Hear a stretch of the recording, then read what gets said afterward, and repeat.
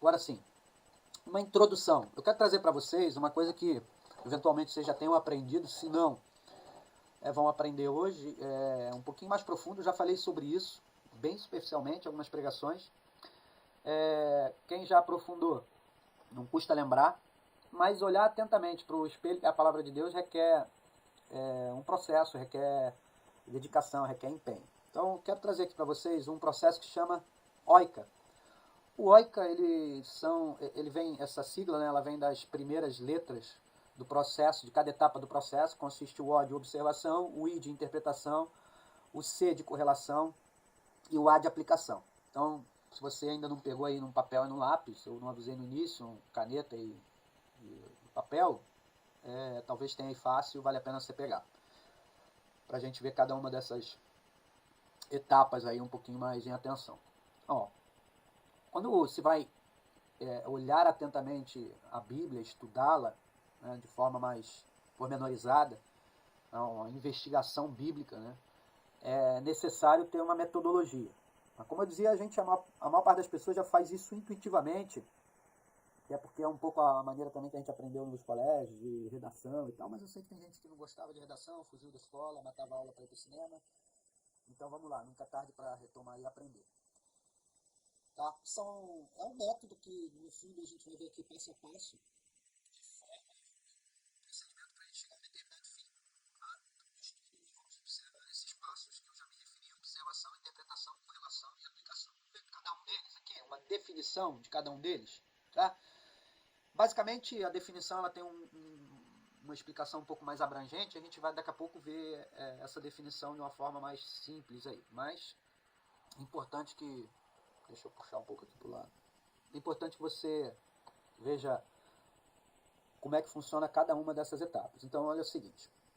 Depois de escolhida a passagem bíblica e o método que será utilizado, inicia-se a etapa da observação. Então, na observação, você lê o texto várias vezes, em várias versões, vai fazendo suas anotações. Então, para essa etapa, é importante que você faça algumas perguntas para ficar bem familiarizado com a passagem. Ou seja, agora há pouco a gente viu o texto de Tiago. Quem é que escreveu? O apóstolo Tiago. Nós vimos ali a referência do livro de João a uma passagem em que nós vimos as palavras de Jesus. Então, quem é que disse aquilo? Jesus. Para quem ele estava dizendo? São perguntas que você faz à medida que você lê o texto, você vai tendo em atenção esses detalhes. Você lê ele não uma vez, aqui é observar atentamente, lembra o espelho? Então, você vai ler várias vezes, você vai ler em várias versões. O que significam várias versões? Várias versões da Bíblia, você sabe, Almeida corrigida e revisada, Almeida revista corrigida, eu posso errar algum nome. Revista e atualizada, né? A ARC, que é a Almeida revista corrigida. Você tem a NVI, você tem a NVI, a versão transformadora, enfim, nova versão transformadora, a NVT. Então você precisa ter várias Bíblias, porque a tradução das diferentes versões muitas vezes facilita o entendimento do texto que você está lendo. Tá? Então, é sempre importante você ter isso em mente, que você faça o uso de várias Bíblias. Importante dizer que é necessário uma Bíblia de estudo também. Uma Bíblia de estudo não é uma Bíblia comum. Uma Bíblia de estudo tem notas explicativas nos rodapés, tem correlações bíblicas, que é algo que nós vamos falar aqui. Então, uma Bíblia de estudo te ajuda muito nisso, te ajuda a evitar erros e equívocos na interpretação, que é a próxima etapa da palavra, do método aqui do processo. Então, vamos aí. O próximo passo do processo é a interpretação. Então, após a sua observação, algo importante a dizer a respeito da observação. Geralmente você pode fazer o estudo de um versículo ou de um grupo de versículos, 2 ou 3. E aí é sempre importante que você tenha em mente que você precisa muitas vezes ler os versículos dentro do contexto, ok? Então, você não pode tirar apenas um versículo e interpretar ele isoladamente. Você precisa ver em que contexto esse versículo se encontra, tá? Então, deixa eu voltar para cá. Você precisa ver o contexto em que o versículo se encontra. Você não deve jamais pegar um versículo e tirar ele do contexto. Então, a gente recomenda que você faça a leitura de alguns versículos antes do versículo que você pretende interpretar e depois também, tá? Essa interpretação, obviamente eu estou me referindo aí ao versículo, a interpretação pode ser do livro inteiro, do capítulo, óbvio que vai ficando mais abrangente, requer mais conhecimento e profundidade do assunto. Mas, voltando à questão do versículo, você não pode tirar ele do contexto. Tá? Você sempre precisa entender que o versículo ele está dentro do contexto. Então, aquela velha máxima, tirar o texto do contexto é pretexto para heresia. Tá? Então, vamos adiante aqui, na apresentação, a questão da interpretação. A interpretação é a fase intermediária. Intermediária porque ela está entre outras duas etapas. Né? Nesse caso, você vai basicamente interpretar a Bíblia. Só que você não interpreta a seu bel prazer, você não interpreta de qualquer maneira, não é o seu próprio gosto, ok? Então, a interpretação, ela precisa ser feita de acordo com as regras de hermenêutica. O que tá essa palavra difícil aí? São regras de interpretação bíblica. Tá? A hermenêutica, a principal regra de interpretação, a principal regra de hermenêutica, depois a gente, não quero aprofundar e entrar muito aqui nos assuntos, nos hiperlinks desse processo, desse método, porque a gente ficaria horas. Então, se vocês gostarem, a gente pedirem, a gente, né, todo youtuber gosta de falar isso, não, mas é sério, não adianta também a gente ficar fazendo algo que não te interesse, mas se vocês estão gostando, se interessarem, a gente depois pode entrar mais a profundo, né, na questão da hermenêutica, por exemplo. Mas, de cara, a primeira e mais importante regra de hermenêutica, ela tem a ver com o próximo passo desse processo, que é a correlação. Ou seja, a Bíblia se interpreta pela própria Bíblia. Tá? Então você vai usar regras de interpretação. A principal regra de interpretação é que a própria Bíblia, ela se interpreta. Então você faz uma interpretação de um texto bíblico, mas você tem em outro livro qualquer da Bíblia, em outra passagem qualquer da Bíblia, uma interpretação que vai contra, né, contrária à interpretação que você fez, provavelmente a primeira interpretação que você fez, tá, esteja errada. Tá? Então, a correlação bíblica ela vai ser importante, que é o próximo passo. Mas a interpretação basicamente é o que é, você vai interpretar o texto. Obviamente, a observação que o passo ou a passagem, o passo anterior, ele vai te ajudar nesse processo, que você já fez as perguntas ali, daqui a pouco a gente vai ver isso, e você vai fazer uma interpretação do texto. Tá? Então, qual é o intuito dessa interpretação? Chegar a uma conclusão, um processo investigativo esse, tá? Então, chegar a uma conclusão. O que o autor estaria querendo dizer com aquela passagem? Por que ele escreveu aquilo? Né? Então, a fase de interpretação é fundamental no estudo bíblico, porque se você não chegar a uma conclusão a respeito do texto, você dificilmente vai extrair do texto uma aplicação prática para a sua vida. Então, você está olhando atentamente o texto? Você está fazendo um autoexame? Como é que você pode fazer uma observação atenta do texto bíblico em um autoexame se você nem sequer entendeu o que aquilo significa? E eu, por mais que para mim, muitas vezes eu considero isso, ou até alguns que me ouvem poderiam considerar desnecessário falar, o fato é que muita gente lê a Bíblia e não entende, ou interpreta errado. E aí a consequência é que ela não se autoexamina como deveria, não promove as mudanças necessárias, porque o Evangelho ele nos pede uma transformação pela renovação da mente. A renovação da mente vem através do entendimento da palavra de Deus. Né? O povo perece por falta de conhecimento, pela falta de entendimento que a palavra diga. E se você então não interpreta da maneira, sequer interpreta alguma coisa, ou pior, interpreta de uma maneira errada, obviamente você vai fazer uma aplicação errada da palavra, e aí você fatalmente estará incorrendo um erro na sua vida espiritual. Então, interpretação aí é essencial. A próxima etapa é a etapa, como eu dizia, da correlação bíblica.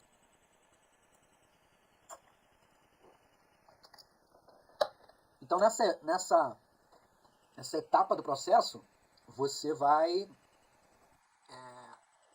buscar na própria Bíblia, lembra? Primeira regra de hermenêutica, a própria Bíblia, ela se interpreta. Então, você vai buscar na própria Bíblia um texto que corrobore, que confirme a interpretação que você fez daquela palavra. Tá?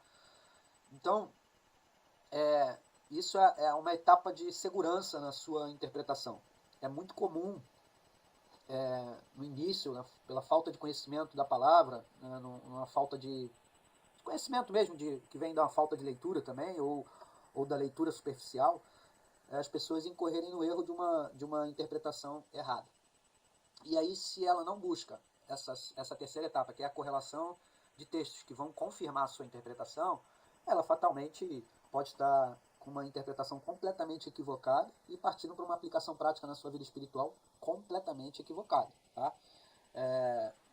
Um exemplo aqui rapidinho para contextualizar, por exemplo, o exemplo que eu algumas vezes citei já em pregações, né, durante os dízimos e ofertas, quando algumas pessoas consideram que o dízimo e a oferta ele é da lei, porque está no Antigo Testamento, que a lei teria sido abolida, não quero entrar aqui nesse mérito agora, mas quando você vai estudar a Bíblia nessa etapa da correlação, você vê que o dízimo e a oferta é anterior à lei, está lá no livro de Hebreus, né? Na ordem de Melquisedeque, quando você vê Melquisedeque ali tipificando Jesus e Abraão entregando o dízimo a Melquisedeque, o rei que tipificava Jesus. Depois você lê lá o texto, você vai compreender isso. Então, assim, ao se fazer a correlação bíblica de uma afirmação como essa, de que o dízimo é do Antigo Testamento e corresponde à lei judaica, portanto nós não deveríamos observar, é uma interpretação errada. Ela carece de correlação bíblica que confirme, que corrobore aí essa afirmação como a gente está vendo. Tá? Um exemplo aqui prático que me veio, porque às vezes você está aí ouvindo e está pensando, pô, mas um contexto, né? Como é que eu vou contextualizar isso? Estou contextualizando aí, tá? Então a pessoa cai numa contradição bíblica. Por quê? Se a própria Bíblia aponta lá no livro de Hebreus, Abraão, né? Descreve Abraão, entregando a Melquisedeque o dízimo, anterior à lei. Olha, para dizer, para ficar até mais claro, Levítico, que é o livro Levítico e todos os livros escritos por, né, o Pentateuco foi escrito por Moisés, quando Abraão, não estava nem escrito quando Abraão entregou o dízimo. Então, é uma contradição. Uma contradição que a pessoa já deveria entender exatamente essa passagem. Okay?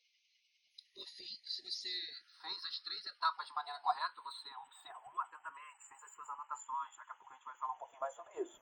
Você interpretou, confirmou através de correlações bíblicas, ou seja, de outras passagens em outros livros da Bíblia. Ou seja, a própria Bíblia interpreta a sua interpretação, a própria Bíblia ela confirma a sua interpretação como correta, você então está pronto para partir para a aplicação, onde você vai efetivamente promover aquilo que a palavra de Deus diz, a transformação, a renovação pela transformação da mente. A partir do momento que você se apropria daquele conceito, daquele entendimento, e você passa a agir de acordo com aquele entendimento, aquilo que você aprendeu, você passa a aplicar aquilo que você aprendeu, você então tem a transformação da sua vida, né? Até mesmo a transformação do caráter. Então a aplicação, ela se dá como aqui no texto nós estamos vendo, após as observações e a correta interpretação do texto. Então você toma aquelas verdades e princípios bíblicos e começa, né, como reais, como corretos, e começa a aplicar para a sua vida. Tá?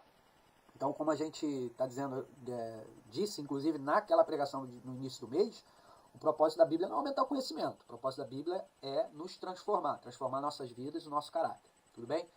Então, nós vimos aqui as 4 etapas desse processo, e agora nós vamos ver aqui alguns detalhes com relação a esse processo, bem rápido, depois vamos partir aqui para a conclusão. Tá? Então vamos lá. Um resumo do que a gente viu até aqui, de baixo para cima ali, da observação para a aplicação, é que, primeiramente, a observação procura responder a perguntas. Né? Basicamente, a gente tem que acreditar que esse slide, basicamente, o que diz o texto. Okay? Você vai fazer perguntas para chegar a essa conclusão. O que o texto está dizendo. Okay? Basicamente, você vai ali, de uma maneira ainda sem interpretar. A etapa da interpretação é o que significa, ou seja, você já faz uma interpretação, você não fica no conteúdo literal do texto. A observação, você vai observar literalmente o que o texto está querendo dizer, e na segunda etapa você vai interpretar o que significa aquilo que o texto está dizendo. Lembrando que a própria Bíblia diz que há textos de difícil compreensão. Então, há passagens, né, textos de ensinamentos de difícil compreensão. A correlação, ela, como a gente dizia, ela vai apontar em que outro lugar da Bíblia, okay? Em que outra passagem bíblica essa verdade se encontra. Tá? Não somente na passagem que eu li e interpretei isoladamente.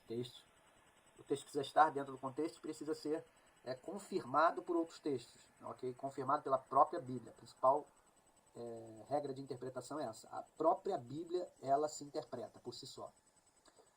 E, por último, então, você vai pro e daí? O que eu faço com isso, né? Eu vou aplicar na minha vida, como nós estávamos dizendo. Então, nesse processo, você vai responder a perguntas. Quem é que escreveu? Para quem esse texto está sendo direcionado? Né? O que esse texto quer dizer?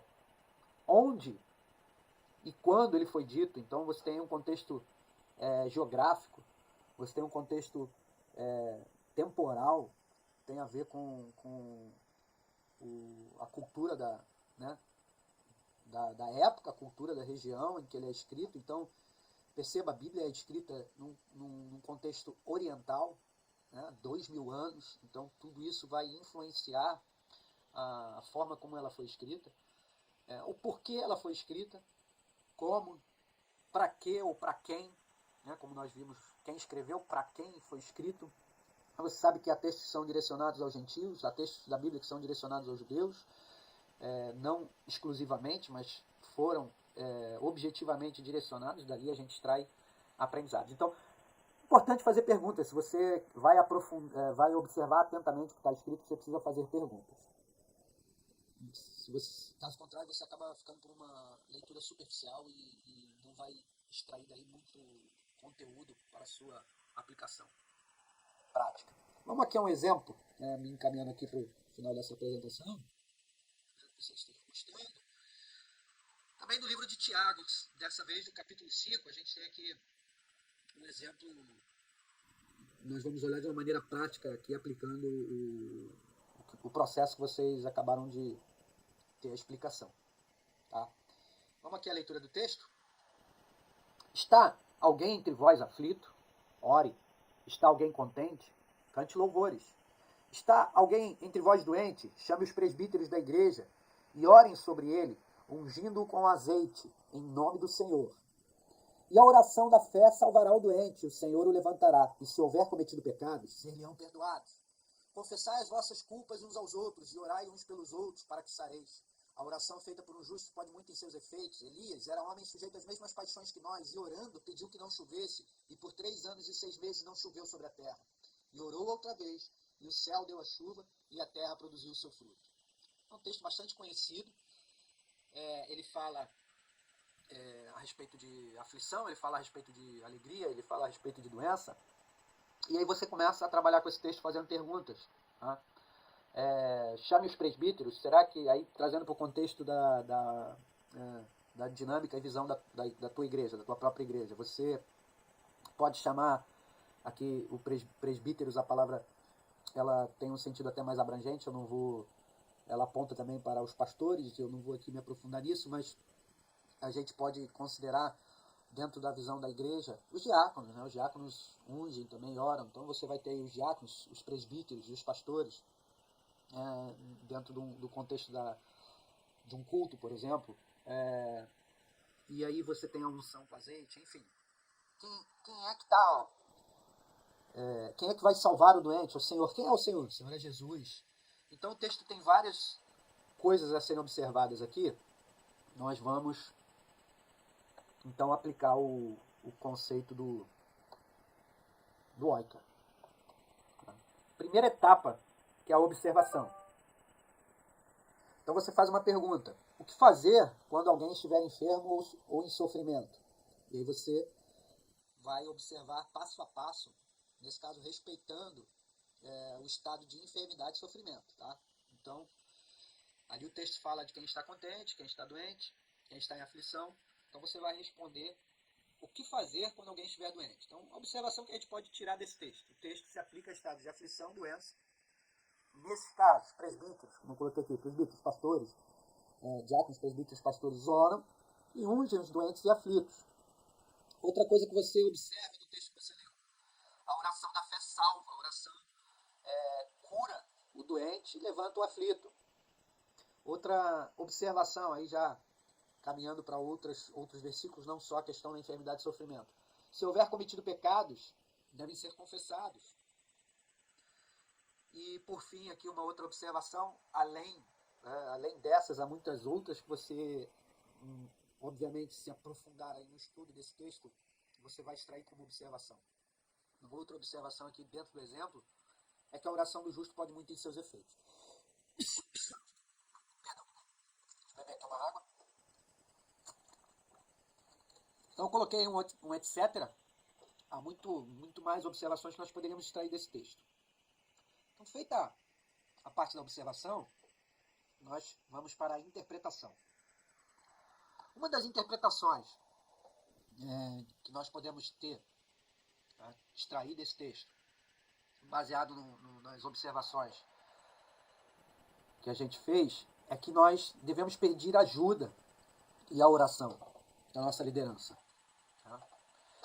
Se estamos doentes, não devemos ignorar o que o texto nos revela. O texto revela que a oração de um justo pode muito ter seus efeitos, a oração dos presbíteros, a oração no contexto dos presbíteros da liderança, pastores, diáconos, ela tem o poder para curar, a oração da igreja, a intercessão da igreja.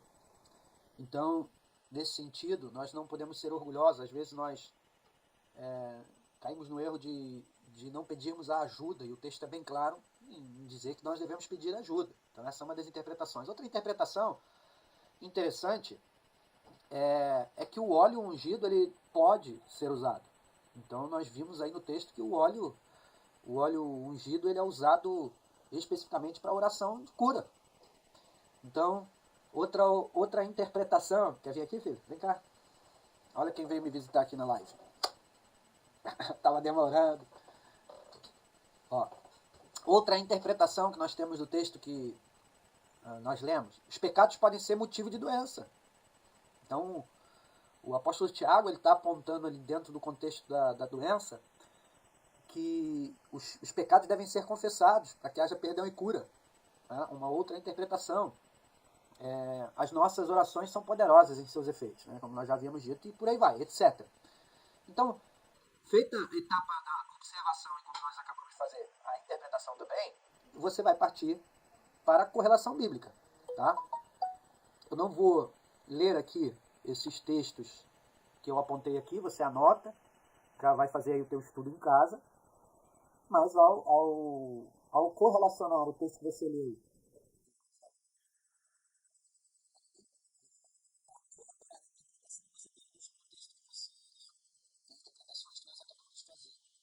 você precisa então correlação bíblica, você precisa de outros textos na Bíblia que vão interpretar ou confirmar, respaldar a sua interpretação como correta, tá?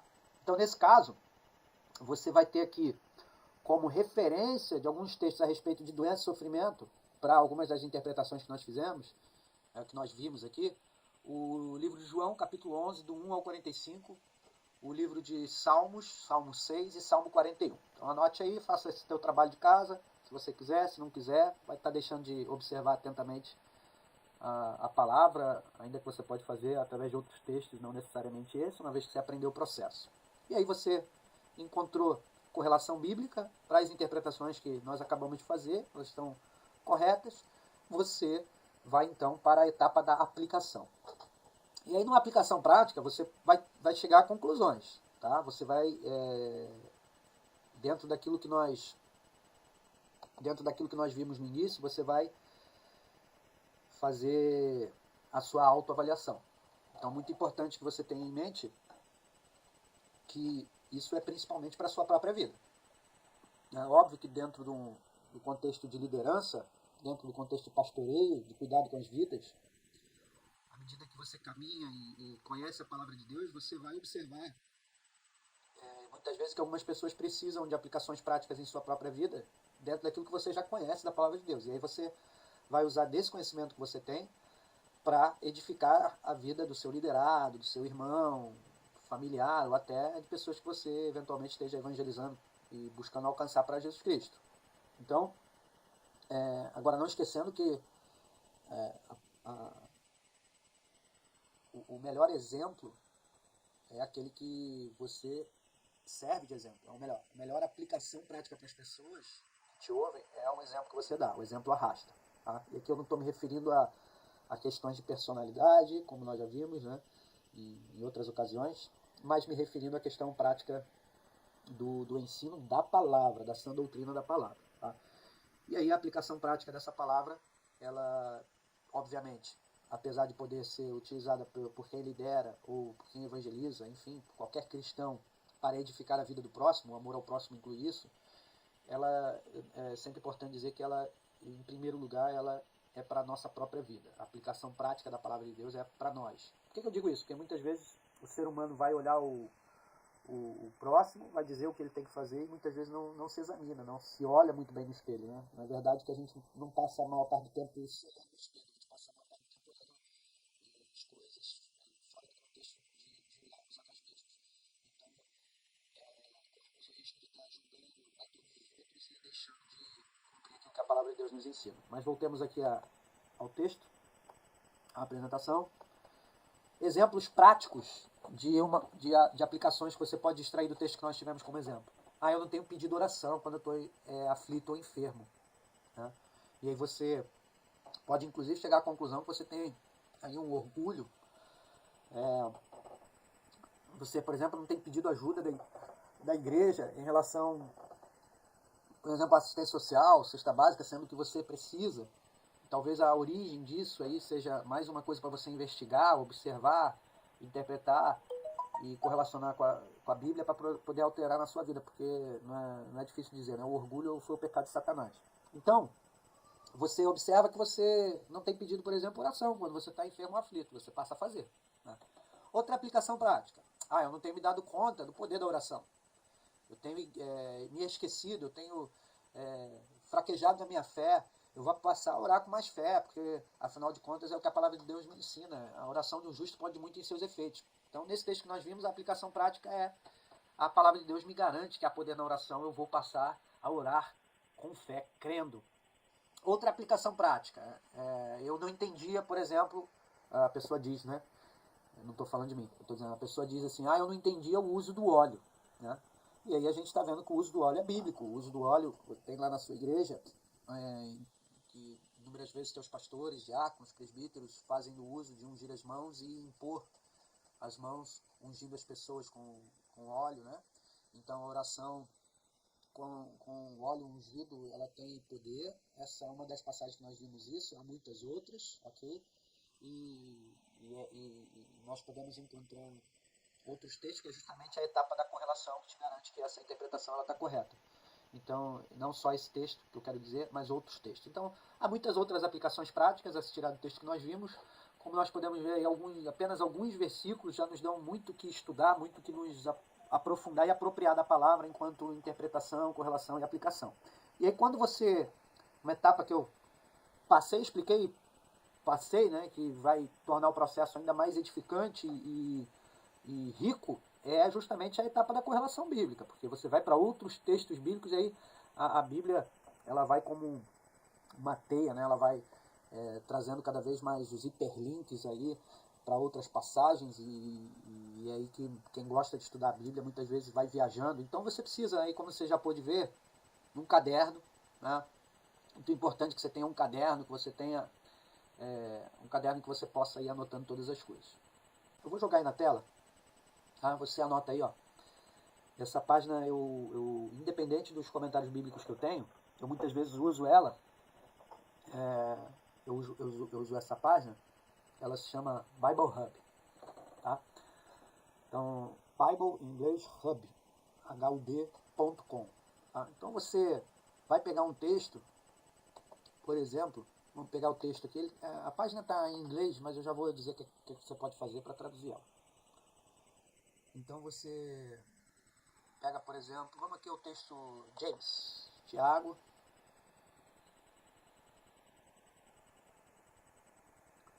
Vamos selecionar aqui o capítulo 5. Mas o que eu quero te chamar a atenção é para esses ícones aqui, ó. Tá vendo aqui a mãozinha? Tá acompanhando aqui a mãozinha? Eu vou sair aqui de cima da minha foto em direção ali àquela aba ali de links, ok? Essa aba de links aqui, ela é importantíssima. Tá? Você tem o dicionário Strong, tem até sermões aqui, enfim, tem comentários bíblicos, tem o grego. Nesse caso, como nós estamos falando de Novo Testamento, é o grego. Quando é Antigo Testamento, você vai ter o hebraico. Tem o léxico aqui, enfim, tem a ver com a interpretação do texto também. Agora, olha que interessante. Por exemplo, eu separei aqui esse texto, Tiago 5,13. Eu vou aqui, por exemplo, na aba Comments, tá, em inglês, tá? Então, são os comentários bíblicos. E aí você vai ver que abre aqui, de novo, em inglês aqui ele já traduziu automaticamente, que eu já tinha clicado lá na extensão. Então, eu vou correr aqui, tá, gente? Só para vocês terem uma noção. Então, tem um comentário bíblico de Ellicott, Maia, grego do expositor Benson, comentário bíblico da Bíblia Cambridge para escolas e faculdades, Matthew Henry, que eu gosto muito, é um dos reformadores. Você vai ter o Barnes, todos esses, tá? Exposição de Gil, Bíblia de Estudo de Genebra. E aqui você vai ter, obviamente, o estudo desses comentaristas, ok? Um estudo baseado muito naquilo que a gente acabou de ver, que é a observação, interpretação, correlação e aplicação. Muitas vezes você vai encontrar no próprio estudo correlações bíblicas. Olha aqui, ó. Por exemplo, aqui está aparecendo uma correlação de Efésios. Aqui de novo, Efésios 5, 19. Outra correlação bíblica, Romanos 15, 9. 1 Coríntios 14, 15. Então, Atos 27, e por aí vai. Você vai, então, se aprofundando no seu estudo com a ajuda desse comentário bíblico, né, e observando, aprendendo com as interpretações dos comentaristas. Então, é uma ferramenta fantástica. Então, você quer, por exemplo, estudar essas palavras no seu original grego. O que você vai fazer? Você vai, por exemplo, clicar aqui, ó, no grego. E aí vai aparecer o texto de Tiago 5,13, por exemplo, decomposto no grego. Então, você tem aqui, o inglês foi traduzido para o português, está sofrendo alguém em dificuldades entre vocês, ore. Está alguém alegre? Cante louvores. Aqui você vê que a tradução ela não é bem correta, né? O Google Translate. Porém, você vai ter as palavras em grego, tá? Aqui nessa coluna. E aqui, uma outra ferramenta, uma outra ferramenta de estudo da palavra que eu recomendo que você tenha, que é o Strong, o dicionário Strong. Então, se você eventualmente também não está em condições de adquirir, você tem aqui.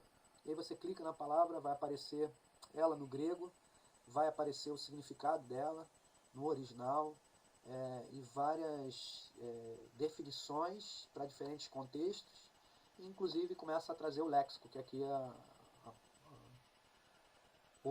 outros textos em que ela é usada com o mesmo sentido, conotação, às vezes até sentido diferente. Então, aqui você tem, por exemplo, concordância bíblica também, ó. Vários textos com concordância bíblica diferente daquele que nós lemos. Lembra que a gente estava em Tiago, aqui já aparece Timóteo falando de sofrimento, porque eu cliquei na palavra que se referia ao sofrimento e aflição. Então vai te ajudar também a fazer a correlação bíblica. Ok? Então não tem mistério, tá? Não é impossível, mesmo você que está verde aí, mesmo você que é novo convertido, se você souber usar essas ferramentas, você começa a se aprofundar em conhecimento da palavra de Deus. Óbvio que no início é muito importante que você tenha a humildade de pedir ajuda, semelhante a quem pede ajuda pela oração. Mas, de fato, fora o contexto em que você tem a convicção, porque você observou, interpretou exaustivamente, correlacionou exaustivamente aquela interpretação bíblica, né? Não à toa os apóstolos estabeleceram doutrinas. Então há coisas que estão estabelecidas, a sã doutrina dos apóstolos, há coisas que são categóricas e você é firme. Há outras situações que você precisa ter em consideração que a própria Bíblia diz, há textos de difícil compreensão e interpretação, né? Então, o próprio Jesus disse para os discípulos que eles não estavam preparados para ouvir tudo. Então, há muitas coisas que nós não conhecemos. E quando você se aprofunda em um processo como esse que eu trouxe aqui para vocês, você, no fundo, chega à conclusão do seguinte: quanto mais você sabe, mais você descobre que nada sabe. Ainda que, obviamente, você, em determinadas doutrinas e ensinos, você se apropria daquilo, aplica na sua própria vida, passa a viver daquilo, tem a experiência daquela aplicação prática da palavra de Deus, e você, então, fala com firmeza, e às vezes pode parecer soberba, né, jactância, como disse o apóstolo Paulo, mas não, é a convicção de quem já aplicou na sua vida e vive aquilo, tem a experiência.